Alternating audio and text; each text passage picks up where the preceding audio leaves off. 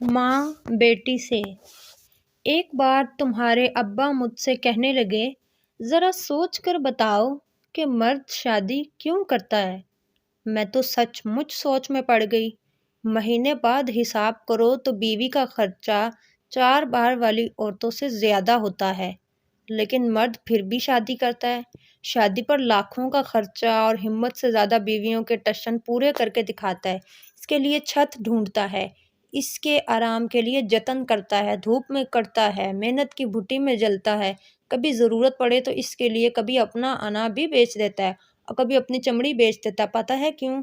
تم پوچھو نا کیوں؟ بیٹی ڈرتے ڈرتے ماں سے پوچھتی ہے، کیوں ماں؟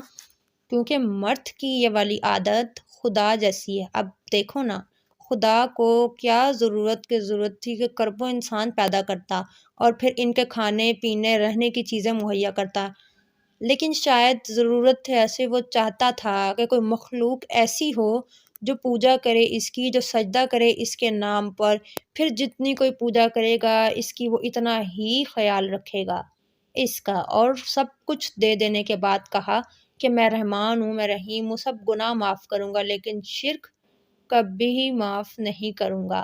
بس خدا نے اپنی یہی عادت مرد کے خون میں ڈال دی ہے۔ جس طرح اسے اپنی مخلوق سب سے پیاری ہے نا، اسی طرح ہر اچھے مرد کو اپنی بیوی بہت پیاری ہوتی ہے۔ وہ خدا نہیں ہے لیکن خدا کی طرح اس کے لیے سب کچھ کرتا ہے یا پھر کرنے کی کوشش کرتا ہے، یہاں تک کہ اس کی غلطیوں پر رحمان اور رحیم بن جاتا ہے، لیکن اس کا شرک کبھی معاف نہیں کرتا۔